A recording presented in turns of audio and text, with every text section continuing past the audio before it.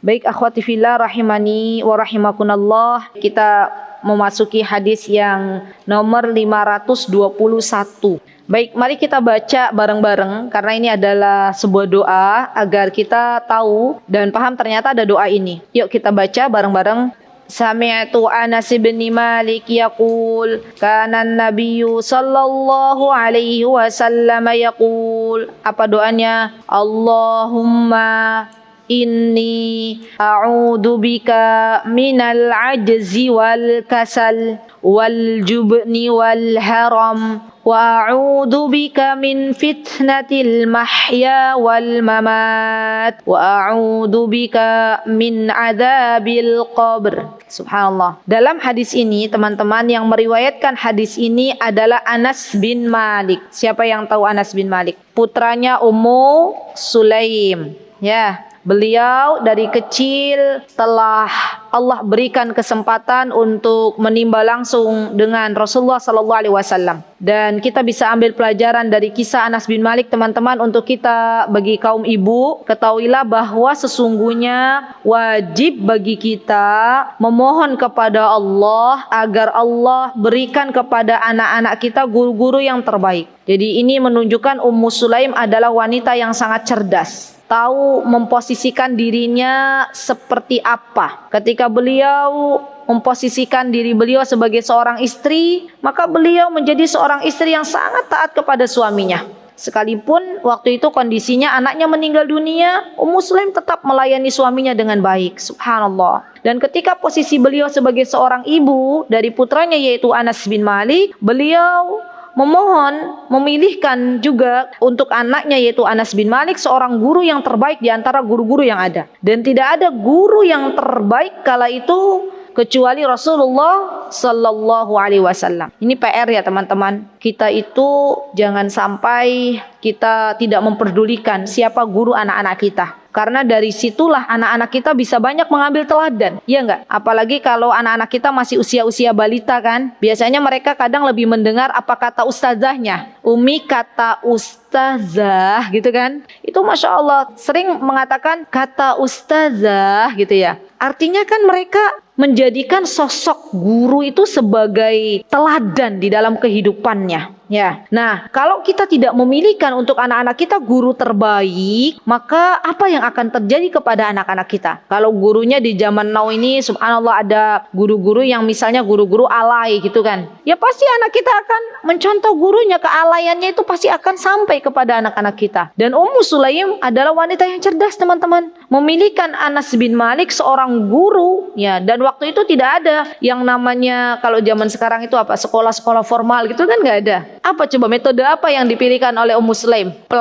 Metode belajar apa yang dipilihkan oleh Ummu Sulaim untuk anaknya? Metode belajar langsung duduk ya dengan Rasulullah SAW. Beliau langsung mengatakan kepada Rasulullah SAW, wahai Rasulullah, ini saya punya Anas bin Malik, anak saya serahkan kepadamu, silahkan didik sebagaimana engkau mendidik anak-anakmu. Ya subhanallah. Dan benar Rasulullah SAW itu mendidik Anas ya dengan kelembutan, dengan rasa sayang, tidak ada membedakan antara beliau dengan mendidik anak-anaknya. Subhanallah. Dan Anas pun banyak mengambil pelajaran dari kehidupan Rasulullah SAW. Sampai Anas bin Malik ini teman-teman termasuk dari perawi hadis yang banyak meriwayatkan hadis, saking dekatnya dengan Rasulullah sallallahu alaihi wasallam. Nah, di antara hadis yang akan kita pelajari hari ini adalah hadis yang diriwayatkan oleh Anas bin Malik. Apa hadisnya? Apa doanya? Allahumma. Apa arti Allahumma, teman-teman?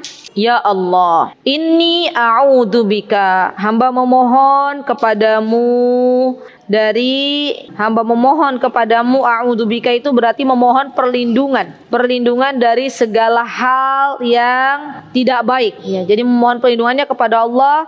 Apa yang kita minta kepada Allah? Yang pertama, hamba memohon kepadamu ya Allah berlindung kepadamu minal ajz. Lihat teman-teman, al-ajz itu lemah, lawan dari kuat. Kita manusia itu pada dasarnya adalah lemah, dan yang kuat adalah Allah Subhanahu wa taala. Kalau kita tidak diberikan kekuatan oleh Allah Subhanahu wa taala, maka kita tidak bisa melakukan apapun. Untuk bisa berjalan ke masjid ini itu murni pertolongan dari Allah Subhanahu wa taala, kekuatan yang Allah berikan kepada kita. Maka kita memohon perlindungan, wahai Rabbku, hamba berlindung dari yang namanya kelemahan, ya. Wal kasal. Kasal ini males bin mager. Nah, zaman sekarang kan banyak kan orang mager, malas gerak. Subhanallah. Dan sepertinya zaman sekarang tuh mager sudah menjadi sesuatu yang sudah biasa ya di tengah kaum wanita. Padahal yang namanya kasal, yang namanya mager, yang namanya males itu sifat di antara sifat yang memang harus kita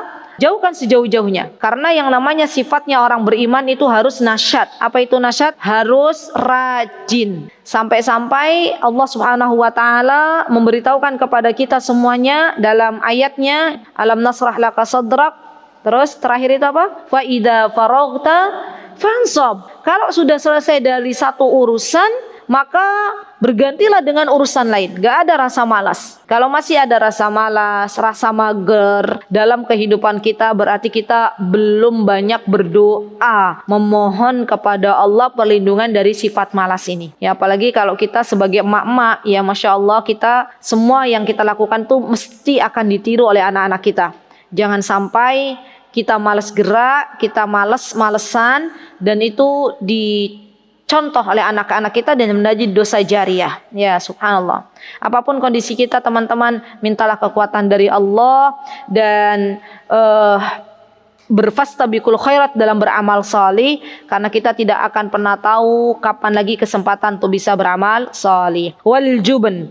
Juben ini, teman-teman, adalah sifat pengecut, tidak amanah. Ya, kebalikan dari amanah. Kalau misalnya ada seseorang, dia diberikan amanah, kemudian tidak bisa memegang amanah tersebut, maka dia disebut sebagai seorang yang pengecut. Ya. Dan ketahuilah bahwa kita semuanya kelak ketika diberikan amanah oleh Allah, kita akan dimintai pertanggungjawaban. Kelak nanti di akhirat kita akan berdiri di hadapan Allah. Rasulullah SAW mengatakan, kullukum ra'in wa kullukum mas'ulun an ra'iyatihi wal mar'atu ra'iyatun fi baiti zawjiha. Kita semuanya, teman-teman, adalah pemimpin di rumah suami kita masing-masing. Dan Allah mesti akan tanya, ya, apa yang menjadi tanggung jawabmu di rumahmu, wahai kaum wanita, wahai ibu. Bagaimana kita akan menjawab? Ya, kalau kita tidak amanah, maka naudzubillah kita digolongkan sebagai golongan orang-orang yang al-juben, pengecut, ya. Dan pengecut di sini ulama juga mengatakan, di samping tidak amanah, dia juga lari. Termasuk di antara makna pengecut di sini adalah lari dari medan perang. Itu pengecut. Ya, ada orang diberikan kesempatan untuk berjihad misalnya, tapi dia ada rasa takut, ya, balik lagi nggak jadi perang. Ini juga termasuk dalam kategori al-juben. Apa itu al-juben? Pengecut. Jadi lari dari medan perang termasuk dalam kategori pengecut. Atau ada juga ulama yang mengatakan yang dimaksud dengan makna al-juben di sini, dia lari dari kebenaran. Ya, jadi tidak mau menghadapi kebenaran karena dia tahu bahwa kebenaran itu ada konsekuensi yang harus dihadapi, ya. Ini termasuk orang-orang yang pengecut, biasanya orang-orang yang tidak mau menghadapi sebuah masalah, sebuah problem. Ya, padahal kita tahu yang namanya kebenaran tuh harus kita hadapi. Baik itu yang pahit sekalipun harus kita hadapi. Jangan mundur barang sejengkal. Ya, Masya Allah. Kemudian yang keempat, teman-teman, yang kita minta kepada Allah sebuah perlindungan adalah al-haram. Maksud di sini, nah ini penting. Sepertinya doa ini harus kita panjatkan kepada Allah, teman-teman, karena al-haram ini adalah sebuah sifat yang biasanya nempel ke orang yang sudah lanjut usia. Maksud dari al-haram di sini adalah pikun. Teman-teman pernah nggak berjumpa dengan orang tua? Pernah nggak mendapati sebuah kasus di mana orang tua itu sudah lanjut usia, terus kita sudah kasih makan misalnya, ya, baru beberapa menit kita kasih makan, terus dia bilang, anaknya datang, saya ngawit wingi orang dikasih maem, gitu ya. Pernah nggak? Saya itu pernah dapat curhatan gitu, ada ibu-ibu curhat, Ustazah, saya sekarang diuji oleh ibu mertua yang Masya Allah masa tuanya itu luar biasa. Masa kita udah kasih makan ustazah gitu ya. Terus anak-anak yang lain pada datang, dia bilang ke anak-anak yang lain, nih dari kemarin gak dikasih makan sama dia katanya. Padahal baru tadi kita kasih makan. Pernah gak ada orang tua begitu? Ada ya, pikun, subhanallah ya. Sampai lupa dengan jam sholat. Untuk urusan makan aja lupa, subhanallah. Dan ini kita tidak mau kelak Allah akan berikan kita kepikunan, karena itu subhanallah merepotkan anak keturunan, ya enggak? Ya. Dan subhanallah teman-teman, ada juga ternyata orang-orang yang Allah jaga akalnya sampai sepuh itu, masya Allah, ingatannya kuat. Teman-teman pernah dengar cerita kakek-kakek usia 120 tahun, kan dia terbiasa di dalam kehidupannya itu bersama Al-Quran, membaca Al-Quran, terbiasa waktu masih mudanya menjaga Allah, di masa tuanya masya Allah ingatannya tajam, ya, tidak diberikan oleh Allah Subhanahu Wa Taala kepikunan. Ya, masya Allah. Kalau kita pengen besok ketika Allah berikan kesempatan kepada kita menghadapi masa-masa tua, lansia, maka kita pengen mohon kepada Allah agar dijauhkan dari sifat pikun ini. Banyak doa ini. Allahumma inni a'udzubika minal haram. Ya, biar dijauhkan dari sifat pikun. Karena kasihan teman-teman. Sifat pikun ini akhirnya membuat anak keturunannya jadi sedih, ya kan?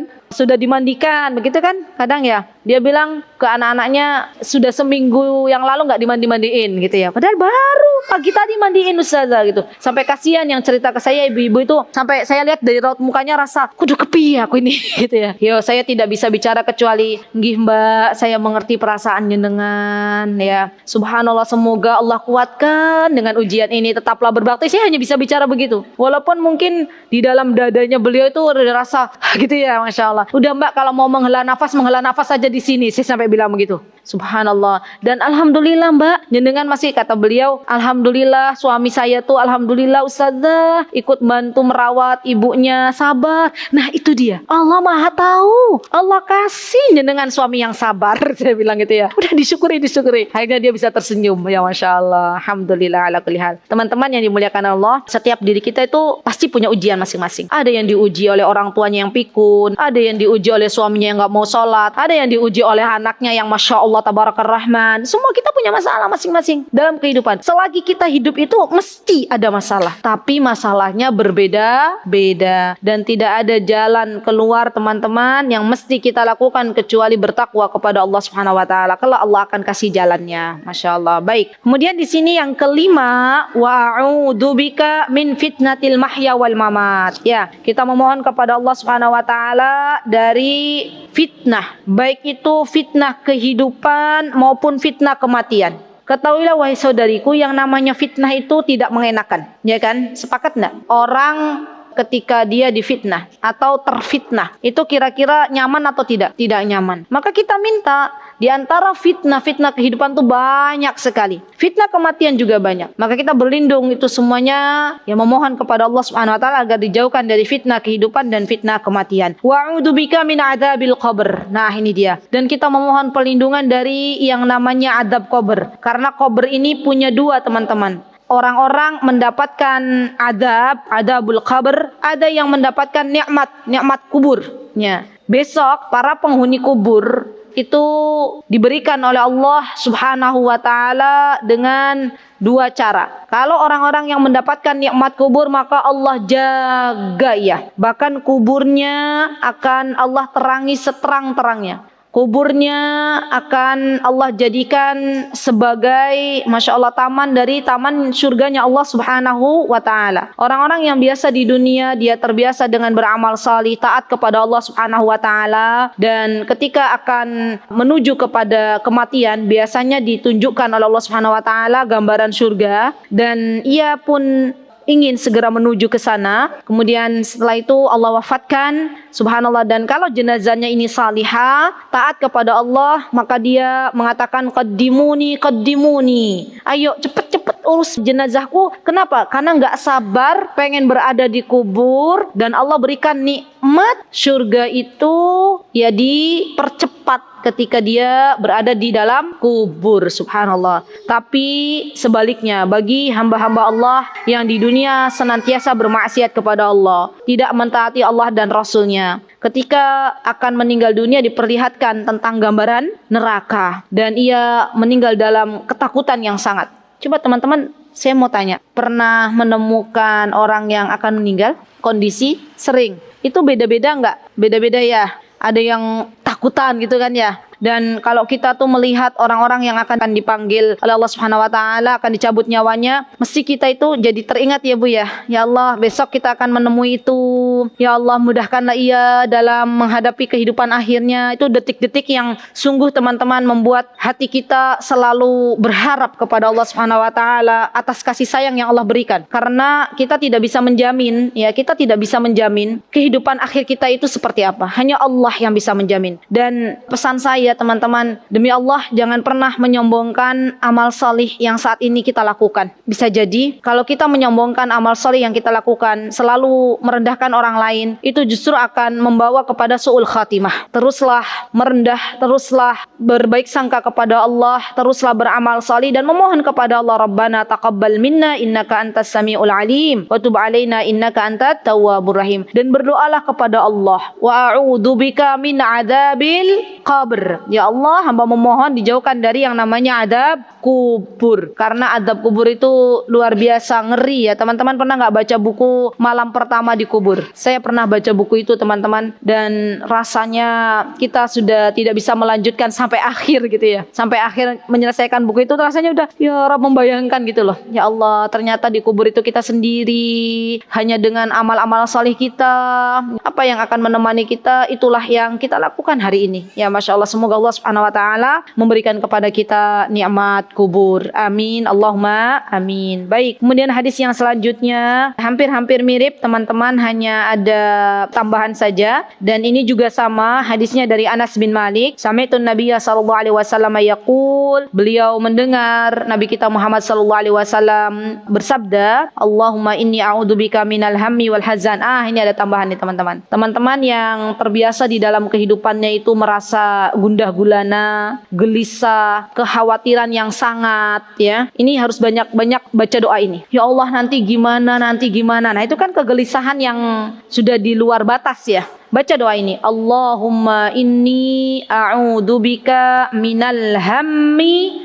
wal hazan. Ya Allah, aku berlindung kepadamu dari yang namanya kegundahan. Subhanallah, ada loh teman-teman, hamba Allah tuh yang setiap hari dirundung kesedihan tapi nggak tahu dari mana asalnya. Dirundung rasa gelisah yang nggak pernah habis. Teman-teman pernah nggak menemukan kasus ini? Pernah ada yang curhat? Apa ya, hidupnya itu selalu rasanya nggak pernah bahagia, sedih terus, gelisah terus, tapi dia nggak sadar dari mana ini. Ya subhanallah. Maka minta kepada Allah, berdoa, Allahumma inni a'udzubika minal hammi wal hazan wal ajzi wal kasal. Tadi sudah ya, kita sudah belajar apa itu al ajzi, apa itu al kasal. Wal jubni wal bukhal. Jubn kita sudah belajar. Al bukhal itu pelit. Ya, kita berlindung kepada Allah, memohon agar Allah mencabut ya dari kita watak yang namanya sifat al-bukhal, sifat pelit ya, karena ini watak yang ada dalam diri manusia. Wa dhal'id dain ya, wa dhal'id dain ini teman-teman, kita memohon perlindungan kepada Allah dari yang namanya lilitan hutang ya. Jangan sampai yang namanya hutang itu akhirnya nggak bisa bayar-bayar ya, ini dhal'id dain. Subhanallah, saya ingatkan diri saya dan teman-teman semuanya, janganlah kita membiasakan berhutang, karena hutang itu tidak akan bisa memberikan kenyamanan baik di siang hari maupun di malam hari. Ya, para ulama mengatakan terkadang orang punya hutang itu dia tidak bisa tidur, ya enggak? Siang hari kepikiran hutangnya belum selesai, malam hari juga demikian. Kalaupun memang misalnya ya tidak ada kebutuhan yang sangat-sangat mendesak, sebaiknya tidak berhutang.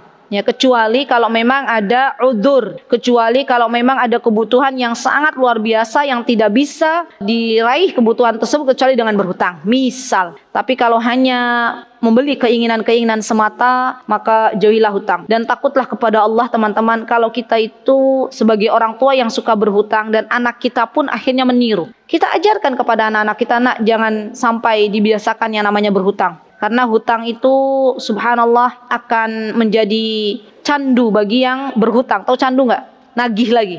Jadi orang biasa berhutang, besoknya tuh hobi lagi tuh berhutang lagi, subhanallah. Ada yang bercerita kepada saya teman-teman, suami istri dan ibunya yang bilang, sejak punya hutang dan qadarullah hutangnya kepada bank dan sudah masuk riba kalau seperti itu ya. Ibu ini, kata ibunya, di dalam kehidupan saya ustazah nggak pernah tenang. Ya ada aja masalah. Saya sama suami qadarullah nggak pernah akur, sama anak-anak disuruh sholat susahnya, masya Allah. Kalau saya dan suami bilang ke anak-anak maunya ngeyel. Saya bilang subhanallah, mungkin di antara perkara yang harus jenengan bereskan dulu tuh masalah hutang. Dan subhanallah, akhirnya dia menjual beberapa asetnya dan ditutup hutangnya, ya, yang di bank itu ditutup. Dan masya Allah tabarakar rahman, Allah kasih setelah dia melunasi hutang-hutangnya, apa coba teman-teman? Allah kasih masya Allah suami yang tadinya awalnya tidak sayang kepada beliau sekarang sayang, yang awalnya tidak mau sholat ke masjid sekarang mau, anak-anaknya juga demikian, subhanallah. Itulah keberkahan hidup. Jadi kalau ada teman-teman menemukan sebuah kasus ya, di mana misalnya ada orang curhat ke kita, hidupnya tuh semerawut nggak, perasaannya ki ada aja masalah problem yang mana dia tuh nggak tahu harus dari mana mulai. Coba dicek, dia punya tanggungan masalah riba nggak? Ada tanggungan masalah riba, selesaikan dulu ribanya. Bukan selesaikan masalah-masalah yang kecilnya, yang besarnya dulu selesaikan. Nanti kalau ini sudah diselesaikan, urusan hutangnya, urusan ribanya sudah diselesaikan, insya Allah nanti yang lain akan Allah perbaiki. Ya. Dan teman-teman, bagi siapapun yang hari ini punya hutang, mintalah bersungguh-sungguh kepada Allah agar Allah mampukan untuk bayar hutang. Kalau sudah diberikan kemampuan oleh Allah untuk bayar hutang, segerakan. Karena kita nggak tahu kapan lagi Allah berikan kesempatan untuk kita bisa membayar hutang. Zaman sekarang itu zaman terbalik-balik, ya nggak? Orang yang punya hutang dan orang yang menghutangi, kira-kira yang lebih galak yang mana? Yang berhutang gitu ya, masya Allah. Ya ini subhanallah. Dan rasanya di mana-mana itu terjadi fenomena ini ya teman-teman. Jadi mulailah dari dalam diri kita, keluarga kita, anak-anak kita, jangan membiasakan hutang. Wa ghalabatir rijal. Lihat, kalau ada kata dzal'iddain dalam doa-doa itu biasanya di sebelahnya itu ada ghalabatir rijal. Apa ini ghalabatir rijal? Ghalabatir rijal ini penindasan. Maksudnya penindasan tuh dari laki-laki, entah dia didatangi seorang debt collector gitu ya, entah dia didatangi oleh penagih hutang. Nah ini semuanya kita memohon kepada Allah agar dijauhkan dari segala penindasan. Ya masya Allah. Dari hadis ini teman-teman, kita bisa mengambil sebuah mutiara hikmah bahwa hadis ini termasuk dari jawami'ul kalim. Apa yang dimaksud jawami'ul kalim? Redaksinya pendek, hadisnya ringkas, tapi maknanya dalam, maknanya luas. Ya, ini yang dimaksud dengan jawami'ul kalim. Jawami'ul kalim itu adalah biasanya ya Rasulullah SAW mengatakan sesuatu, perkataannya pendek, ringkas, tapi maknanya cukup luas. Ya masya Allah. Nah ini hadis ini coba hanya 2 baris, tapi subhanallah ya, di dalamnya ada banyak manfaat yang bisa kita ambil. 1, 2, 3, 4, 5, 6, 7, 8. Ya, ada 8 doa memohon perlindungan kepada Allah subhanahu wa ta'ala. Baik, kemudian halaman yang selanjutnya hadis 523. An Abi Hurairah taqala, dari hadis Abu Hurairah radhiyallahu an. Yuk teman-teman, saya pengen tahu siapa yang bisa menjelaskan Abu Hurairah.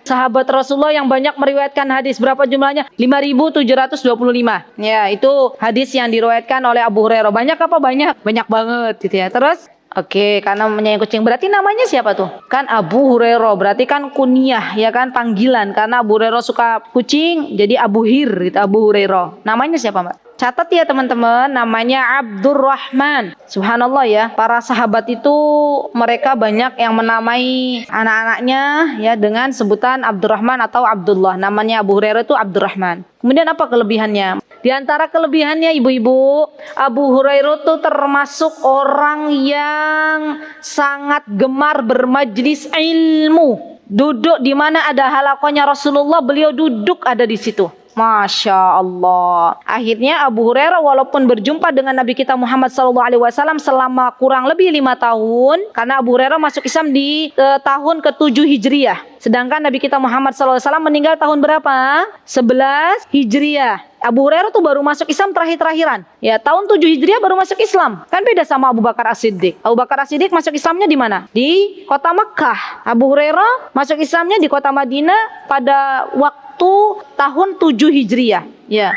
Nah, Abu Hurairah di tahun 7 Hijriah ini masuk Islam, hanya berjumpa dengan Nabi kita Muhammad SAW hanya 5 tahun, tapi subhanallah karena beliau rajin, di mana Rasulullah SAW ada, beliau duduk di situ, maka beliau termasuk orang yang paling banyak meriwayatkan hadis. Ya teman-teman, ini adalah sunnatullah, di mana hamba Allah sering duduk di majlis ilmu, maka ia pun semakin banyak mendapatkan warisan-warisan Nabi Muhammad SAW dan para nabi yang lainnya, yaitu ilmu itu sendiri. Di pelajaran yang bisa kita ambil, selagi diberikan kesempatan untuk duduk di majelis ilmu, selagi diberikan kemudahan untuk mengaji, maka datangilah majelis ilmu tersebut. Karena kita tidak ada yang tahu mana yang Allah angkat lebih derajatnya dan mana yang Allah tidak angkat derajatnya, atau hanya pengangkatan derajat tapi tidak lebih tinggi. Barang siapa yang dia berilmu, mesti Allah akan angkat derajatnya lebih tinggi. Sebagaimana Abu Hurairah radhiyallahu an. Apa kata beliau? Kana min du'ain Nabi sallallahu alaihi wasallam. Dari doanya Nabi kita Muhammad sallallahu alaihi wasallam. Ini bagus loh teman-teman doanya, dipakai ya. Allahumma ghfirli. Ya Allah, ampunilah dosaku. Masya Allah ya. Dan tidak ada satupun dari kita yang tidak memiliki dosa. Bisa jadi dosa saya lebih banyak daripada dosa teman-teman semua. Maka tidak ada yang bisa kita lakukan kecuali kita banyak-banyak beristighfar kepada Allah. Berdoa kepada Allah. Allahumma ghfirli. Ma qaddamtu wa ma akhartu. Ma qaddamtu, teman-teman, apa yang telah aku lakukan dari dosa-dosa yang sebelumku. Maksudnya sebelum ini, di masa laluku. Itu maqaddam tuh. Saya yakin kita semuanya punya masa lalu. Dan saya yakin di masa lalu kita itu ada banyak dosa-dosa yang kita lakukan karena kejahilan kita, karena ketidaktahuan kita. Maka kita mohon kepada Allah agar Allah mendelet dosa-dosa di masa lalu kita. Teman-teman, seneng gak sih kalau kita tuh punya masa lalu misalnya yang kelam? Misal, ya, mungkin dulu karena nggak tahu kita masih memakai pakaian yang tidak sesuai dengan apa yang Allah dan Rasulnya inginkan. Mungkin dulu di masa lalu kita, karena kita nggak tahu, kita terjatuh ke dalam misalnya berpacaran, misal. Atau mungkin di masa lalu kita ada hal-hal yang pernah mungkin meninggalkan salat misalnya, karena ketidaktahuan kita. Maka kita mohon kepada Allah, Allahumma ghfirli ma qaddamtu, ya Allah ampunilah, delete tuh dosa-dosa yang di masa laluku. Subhanallah teman-teman, Allah dat yang maha mengampuni semua hambanya. Kalau Allah sudah menghapus masa lalu seseorang, maka Allah akan berikan kepadanya keistiqomahan. Saya jadi ingat tahun berapa ya, ada bandar narkoba. Ingat nggak teman-teman? Bandar narkoba sekarang sudah dieksekusi. Ya begitulah ya, rahimahullahu ta'ala. Semoga Allah merahmati rahmatan wasi'ah. Subhanallah, masa lalu beliau adalah bandar narkoba. Tapi kemudian beliau memohon ampun kepada Allah, meminta agar Allah menghapus, mendelet dosa-dosa di masa lalunya. Siapa tahu teman-teman, di akhir kehidupannya, Masya Allah, ya Allah jadikan beliau di penjara itu benar-benar menjadi hamba Allah yang takut kepada Allah Subhanahu wa ta'ala. Teman-teman beliau menyaksikan beliau orang yang selalu berada di saf pertama, ya, ketika salat, ya, ketika adzan dikumandangkan beliau pertama datang di saf, ya. Setelah ada eksekusi, maka orang-orang yang ada di sekitar beliau mencium aroma yang sangat-sangat harum, ya, Masya Allah. Dan mereka nggak paham dari mana harum ini. Kata mereka di antara ketua lapasnya mengatakan bahwa saya itu menyaksikan, saya bersaksi setelah ditembak, ya, kemudian meninggal dunia. Setelah itu kita semua yang ada di situ mencium bau aroma yang sangat-sangat harum. Allahu Akbar. Subhanallah, beliau telah mendahului kita teman-teman. Walaupun di masa lalunya berada dalam jurang kemaksiatan, bandar narkoba, tapi beliau benar-benar bertaubat-taubatan nasuha, sehingga Allah berikan kehidupan yang baik. Bahkan mungkin lebih beruntung daripada kita ya. Kita kan nggak tahu kematiannya kapan. Ya, kalau beliau kan sudah diberitahu tanggal sekian. Ya istilahnya bukan diberitahu ya, istilahnya sudah ada warning gitu kan. Tanggal sekian, jam sekian akan ada eksekusi penembakan. Coba teman-teman, kalau kita tahu 1 jam lagi kita akan meninggal dunia, kira-kira kita perbanyak nggak amal saleh? Perbanyak kan amal saleh. Bahkan di akhir kehidupan beliau ketika ditanya oleh bagian lapas itu, biasanya katanya kalau orang mau dieksekusi itu harus ada permintaan terakhir gitu ya. Dan itu kalau bisa pihak lapas mengabulkan, kabulkan. Permintaan beliau terakhir apa teman-teman? Permintaan beliau adalah salat. Ya, salat. Sebelum menemui Rabbnya, beliau memohon untuk salat. Dan beliau salat. Ya Masya Allah.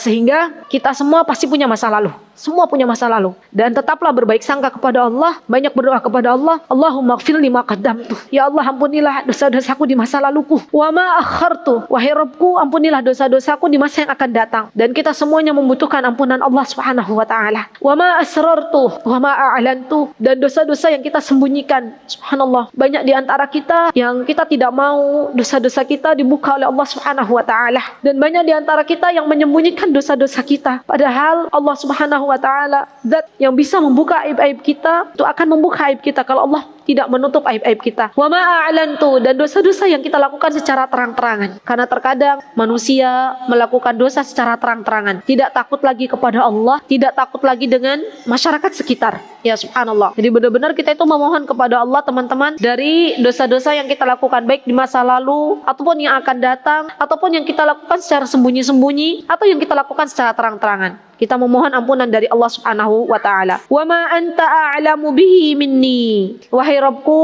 Engkau yang lebih mengetahui daripada diriku. Subhanallah. Kalimat ini teman-teman, itu akan menyadarkan kita bahwa semua yang Allah beri saat ini itu adalah yang terbaik. Yang terbaik. Karena kita tidak tahu mana yang terbaik bagi kehidupan kita. Hanya Allah yang tahu. Kalau kita benar-benar sadar bahwa yang maha mengetahui adalah Allah, kita itu akan menerima dengan senang hati apa ketetapan Allah bagi kita saat ini. Dan terkadang hikmah itu muncul di akhir, ya enggak? Hikmah itu munculnya di akhir. Kita nggak tahu, oh iya ternyata kemarin itu Allah pilihkan ini, hikmahnya ini toh. Ya Masya Allah. Jadi kita mengatakan wa ma anta a'lamu bihi minni. Allah yang maha mengetahui segala-galanya daripada diriku. Nabi Nuh alaihissalam, sekelas selevel Nabi saja teman-teman, ketika meminta kepada Allah, wahai Rabbku, kenapa engkau tenggelamkan anakku? Kenapa engkau tidak angkut anakku bersamaku di dalam perahuku? Allah menegur Nabi Nuh, wahai Nuh, engkau telah mengatakan sesuatu yang tidak engkau ketahui, gitu kan? Dan itu teguran dari Allah Subhanahu wa taala. Kita sekarang teman-teman berkatalah kepada diri kita, wahai Rabbku, hamba memohon yang terbaik menurutmu, bukan menurut kita. Kalau yang terbaik menurut Allah, maka Allah akan kasih. Tapi kalau yang terbaik menurut kita, belum tentu itu adalah yang terbaik di hadapan Allah Subhanahu wa taala. Innaka antal muqaddim wal muakhir. Ya subhanallah. Dan wahai Rabbku, engkau yang maha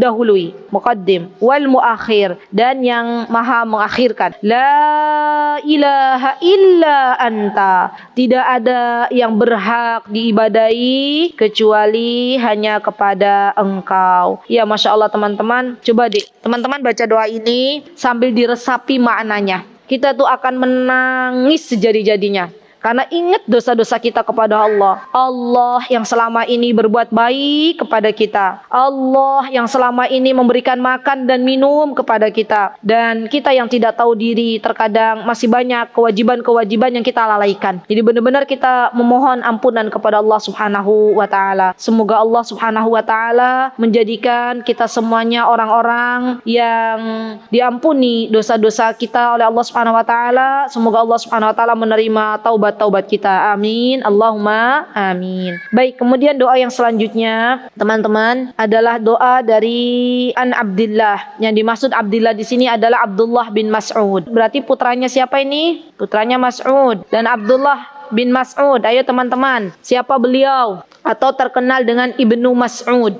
Siapa beliau? Apa kelebihan beliau? Betul, Masya Allah. Beliau terkenal dengan kecerdasannya. Ya, Masya Allah. Baik, jazakillah khair. Apalagi beliau punya betis kecil. Terus sama sahabat yang lain, Masya Allah, barakallahu fiik, jazakillah khair. Saya ulangi lagi ya biar teman-teman bisa tahu. Jadi Abdullah bin Mas'ud ini teman-teman, qadarullah diberikan oleh Allah fisik dengan memiliki betis yang kecil. Dan waktu itu tanpa disengaja tersingkap. Ya, tapi kan tanpa disengaja. Kemudian terlihatlah oleh salah satu sahabat, enggak semua sahabat itu waktu itu kejadiannya. Dan bahasa kita mungkin dinyinyirin kali ya. Punya betis kecil kayak gitu gitulah. Dan itu terdengar waktu itu sampai peristiwanya kepada Rasulullah SAW. Dan Rasulullah mengatakan, intinya Rasulullah membela, jangan lihat betisnya. Ya, betisnya Ibnu Mas'ud itu kalau ditimbang di akhirat maka akan lebih berat. Begitu ya, Masya Allah. Dan ketahuilah teman-teman, Ibnu Mas'ud ini, Masya Allah, Tabarakar Rahman, orang yang sebagai seorang qurra, terkenal qurra. Qurra itu orang yang ahli dalam Al-Quran. Ya, ini Ibnu Mas'ud. Di dulu para sahabat kalau mau belajar Al-Quran dan tafsirnya, di antara yang menjadi rujukan mereka adalah Ibnu Mas'ud. Ya, Masya Allah ya. Jadi luar biasa teman-teman. Di para sahabat itu mesti punya kelebihan di antara mereka. Ada yang perawi hadis, ada yang seorang qurra, orang yang ahli dalam membaca Al-Quran. Ya, Masya Allah. Dan termasuk di antara qurra adalah Ibnu Mas'ud. Ya, baik. An Abdillahi qala kana Nabi sallallahu alaihi wasallam yad'u. Kata Ibnu Mas'ud, dulu Rasulullah sallallahu alaihi wasallam itu berdoa. Apa doanya? Allahumma inni as'alukal huda wal afafa wal ghina. Wa qala ashabuna an amrin wat tuqa. Ya, subhanallah. Di sini teman-teman disebutkan bahwa kebiasaan Nabi kita Muhammad sallallahu alaihi wasallam dalam berdoa, dan ini termasuk jawami'ul kalim. Ya, hadis ini termasuk jawami'ul kalim. Hadisnya ringkas, maknanya luas. Coba dilihat. Allahumma inni as'aluk. Allahumma ya Allah, inni as'aluk. Hamba memohon. Apa yang kita minta kepada Allah teman-teman? Al-huda. Huda itu petunjuk, hidayah. Dan hidayah Allah itu teman-teman secara garis besar petunjuknya Allah dibagi dua. Ada petunjuk umum, ada petunjuk khusus. Ya, jadi ada petunjuk secara garis besar, secara yang umum, dan ada petunjuk yang khusus. Petunjuk Allah yang umum itu diberikan kepada seluruh makhluk, baik itu manusia ataupun hewan, dan semua yang ada di dunia ini Allah kasih petunjuk itu. Contoh misalnya, teman-teman pernah melihat hewan yang baru melahirkan anaknya? Ada yang punya kucing? Pernah lihat situasi kucing melahirkan anak? Pernah? Oke. Habis itu anaknya yang baru dilahirkan, kira-kira kemana dia akan mencari kalau nggak mencari punting ibunya? Iya nggak? Iya kan? Langsung kan? Iya nggak sih? Gimana coba prosesnya lahir? Terus habis itu anaknya nyari ibunya nggak? Dijilatin dulu. Terus disusuin nggak sama ibunya? Basah. Akhirnya nanti nyusu nggak ke ibunya? Nah, akhirnya nyusu ke ibunya. Sekarang pertanyaannya, siapa yang ngajarin anak kucing kecil akhirnya bisa tahu itu ibunya dan menyusu dari ibunya? Siapa yang ngajarin? Ada nggak yang ngajarin? Petunjuk dari Allah Subhanahu wa Ta'ala. Ini yang dimaksud dengan hidayah am, hidayah umum, petunjuk umum. Begitu pula anak bayi, anak manusia lahir oek-oek, ya. Habis itu masih merah, apa tuh namanya? Terus dia kan ada nyari-nyari gitu ya. Ketemulah itu punting susu ibunya, insya Allah. Siapa yang mengajari bayi tersebut? Ini loh, nak, ini tuh air susu ibu gitu ya. Siapa yang ngajarin itu? Allah. Allah yang memberikan petunjuk kepada seluruh makhluk. Maka ini disebut dengan hidayatul am, hidayah umum namanya. Dan siapa pula yang memberikan petunjuk kepada orang yang tidak beriman sekalipun, orang yang tidak beriman, untuk bisa mencari makan kalau dia dalam keadaan lapar. Misalnya ada orang tidak beriman nih, ya ini petunjuk umum ya namanya ya. Dia dalam keadaan lapar, terus dia nyari kerjaan, dapet tuh kerjaan, akhirnya bisa beli makanan. Siapa yang nunjukin itu? Allah. Maka ini disebut dengan petunjuk umum kepada semuanya, baik itu yang beriman ataupun yang tidak, baik itu hewan maupun manusia. Itu namanya petunjuk secara umum. Dan petunjuk yang kedua, petunjuk khusus. Dan ini yang dimaksud dalam hadis ini. Petunjuk khusus itu adalah petunjuk yang Allah berikan kepada orang-orang beriman. Misal, dia beriman kepada Allah. Beriman, mengakui bahwa Allah itu adalah Rabbnya, tapi belum mau salat. Ya, belum mau salat. Ada nggak hamba Allah yang begitu? Sudah beriman tapi nggak mau salat, ada kan? Sudah beriman, muslim misalnya, tapi dia nggak mau mengerjakan ibadah puasa di bulan Ramadan, kan ada. Setelah itu yang menunjukkan hidayah kepadanya bahwa dia berpuasa, akhirnya berpuasa Ramadan, siapa yang menunjukkan? Allah. Maka hidayah khusus ini dibagi lagi dua, ibu-ibu. Dibagi lagi dua. Ada hidayatul irsyad atau hidayatul dilalah, ada hidayatul taufik. Jadi hidayah khusus dibagi lagi jadi dua.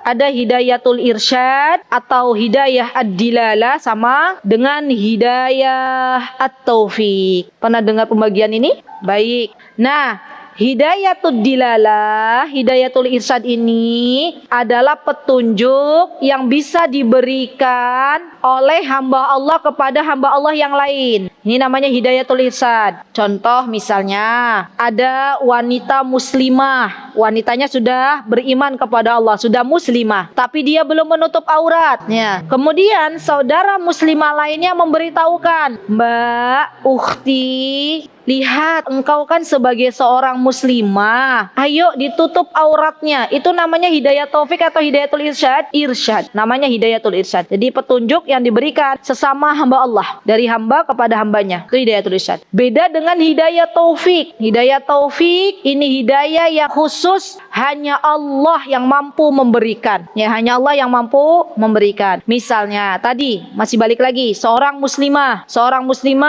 dia sudah muslimah, sudah mengaku bahwa Allah itu adalah Rabbnya, tapi belum mau pakai jilbab, belum mau menjalankan kewajiban salat. Kemudian ada seorang wanita menasihatinya, "Ukhti, engkau seorang wanita muslimah, ayo ditutup auratnya, ayo salat terus." Nasihatin sampai setiap hari dinasihatin, tapi dia nggak mau. Berarti hidayah taufik dari Allah belum diberikan oleh Allah kepada wanita ini. Bisa dipahami ya ibu-ibu? Jadi hidayah taufik itu yang mampu memberikan hanyalah Allah Subhanahu wa taala. Sehingga dari sini kita bisa mengambil pelajaran bahwa apapun yang sudah kita lakukan dengan memberikan nasihat kepada orang lain, tapi ternyata orang lain belum mau mengikuti kita, maka jangan berputus asa. Minta kepada Allah agar Allah sudi berikan hidayah taufik bagi siapapun yang saat ini kita beri nasihat. Teman-teman, ada nggak yang merasa jengkel atau merasa kesal ketika sudah menasehati seseorang dan dia itu tidak mau manut, tidak mau mendengarkan kata kita? Ada ya, ada rasa gitu ya. Tapi ingat lagi, berarti yang harus kita lakukan adalah banyak-banyak meminta, berdoa kepada Allah di sepertiga malam kita. Ya Allah, berikanlah hidayah taufik engkau kepada fulanah ini. Ya Allah, berikanlah hidayah taufik engkau kepada anakku misalnya. Ya Allah, berikanlah hidayah taufik engkau kepada suamiku. Minta kepada Allah, karena hidayah taufik itu murni milik Allah, dan Allah yang akan memberikan kepada siapapun yang Allah kehendaki. Ya, bisa dipahami ya teman-teman ya. Baik, alhamdulillah. Nah, yang dimaksud di sini wa as'alukal huda. Yang dimaksud al-huda di sini adalah petunjuk khusus. Nah, tadi petunjuk ada dua, ada umum, ada khusus. Baik, wal afaf. Al afaf ini teman-teman adalah sifat bisa menjaga diri dari sesuatu yang dilarang oleh Allah Subhanahu wa taala. Ya, Masya Allah. Dan pada zaman sekarang kita itu butuh yang namanya sifat al afaf. Ya, al afaf tuh menjaga diri dari perzinahan, menjaga diri dari perselingkuhan. Itu namanya al afaf. Wanita-wanita yang suci. Ya, afifah. Ada teman-teman punya nama anaknya Afifah? Afifah itu wanita yang suci, wanita yang bisa menjaga diri. Harusnya yang namanya Afifah ini melekat ya dalam dirinya sifat bisa menjaga diri. Baik, wal ghina. Al ghina di sini adalah kekayaan, dan yang dimaksud dengan kekayaan di sini bukan kekayaan harta, tapi kekayaan hati. Tulis baik-baik. Yang dimaksud kekayaan di sini adalah kekayaan hati. Orang kalau hatinya sudah kaya, maka tidak ada lagi rasa mendengki kepada orang lain. Orang kalau hatinya sudah dikayakan oleh Allah, maka tidak ada rasa suudzon kepada Allah. Selalu berbaik sangka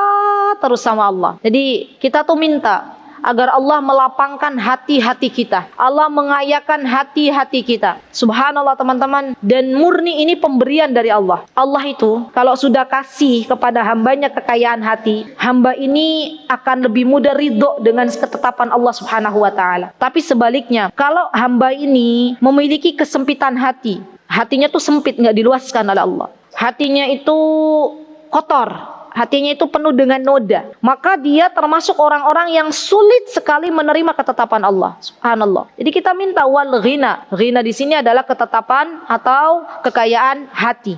Ya, ini sebuah keberuntungan, kebahagiaan bagi siapapun yang Allah berikan al-ghina di sini, kekayaan hati, karena ini bisa menyelamatkan dirinya dari bahaya-bahaya hasad, dengki serta iri. Ya, subhanallah. Orang yang punya kekayaan hati itu teman-teman, orangnya itu dia lebih legowo. Atau legowo nggak? Ya wis nerimo gitu ya. Ya wis rapopo. Dan biasanya orang-orang yang punya kekayaan hati ini jauh lebih sehat daripada orang-orang yang hatinya sempit, dikit-dikit mendengki, dikit-dikit hasad. Itu capek hatinya. Kalau orang yang punya kekayaan hati, dia mudah menerima. Ya ini yang terbaik dari Allah, sudah alhamdulillah. Bahkan subhanallah teman-teman, dia akan terucap dalam dirinya tuh alhamdulillah, semua disyukuri. Ya masya Allah. Jadi kita minta ini al-ghina. Wa kana ashabuna, dan ya para sahabat kami meriwayatkan di sini ada tambahan wattuqa. Sehingga teman-teman kan pernah dengarkan sebuah doa, Allahumma inni as'alukal huda wattuqa wal afafa wal ghina. Ya, jadi disambungnya seperti itu. Apa itu at-tuqa? At-tuqa itu ketakwaan, dan ketakwaan adalah modal hidup kita. Ya, tolong ditulis baik-baik. Ketakwaan itu modal hidup kita. Subhanallah. Sampai-sampai Rasulullah mengatakan ittaqillah haitsuma kunta. Bertakwalah kepada Allah dimanapun kamu berada. Karena ketakwaan ini adalah sifat yang harus dimiliki oleh kita orang-orang beriman kepada Allah Subhanahu wa taala. Dengan bertakwa kita akan diberikan jalan keluar oleh Allah. Dengan bertakwa kita akan diberikan rezeki dari arah yang tidak terduga-duga. Dan bertakwa itu artinya kita menjalankan perintah Allah dengan ilmu dan mengharapkan apa yang ada di sisi Allah, menjauhi larangan Allah dengan ilmu dan takut akan adab yang Allah sediakan, baru disebut dengan bertakwa. Ya, teman-teman, insyaallah definisi takwa ini sudah dikenal ya, maksudnya sudah masyhur bagi teman-teman, hanya perlu diamalkan pada diri kita masing-masing. Baik, kandungan hadis yang bisa kita ambil ibrah dari hadis ini, bahwa sesungguhnya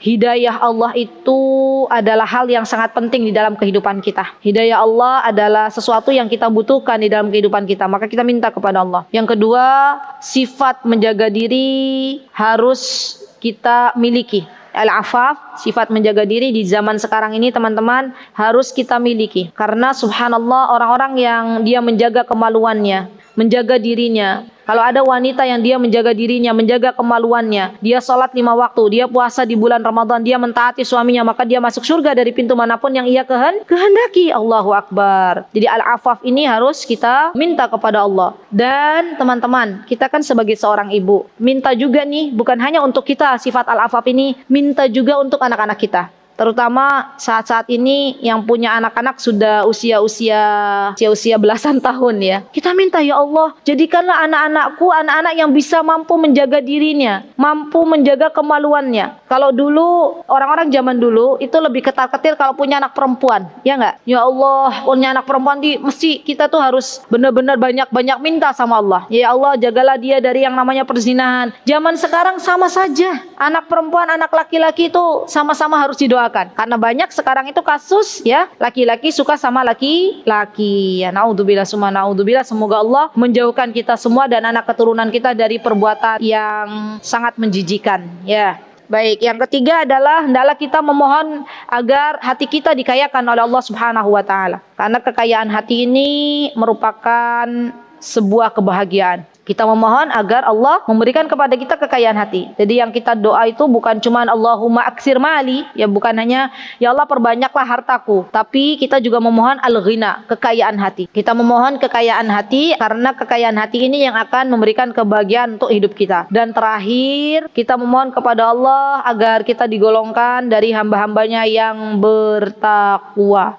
Di sini ada hadis dari Sumamah bin Hazn. Qala sami'tu syaikhan yunadi bi'a'la sautihi. Dari Sumamah bin Hazn. Saya belum tahu ini Sumamah. Baik. Qala sami'tu syaikhan yunadi bi'a'la sautihi. Aku pernah mendengar seorang laki-laki tua, yang syaikhan itu seorang laki-laki yang sudah sepuh. Yunadi, dia memanggil bi'a'la sautihi dengan suara yang keras, berdoa juga meminta kepada Allah, Allahumma inni a'udzubika minasyarri la yakhlutuhu syai'. Dia mengatakan, ya Allah, aku berlindung kepadamu dari keburukan yang tidak dicampuri sesuatu. Qultu man hadha syekh? Lalu aku bertanya, siapa orang tua ini? Kila Abu Darda. Ini beliau adalah Abu Darda. Alhamdulillah. Insya Allah nanti ditulis lagi besar-besar di rumah, dibaca terus ya. Mudah-mudahan ini menjadi modal bagi kita untuk kehidupan kita. Jazakumullahu khairah kepada ibu-ibu semuanya. Barakallahu fiikunna jami'an. Semoga apa yang kita dapatkan bisa bermanfaat untuk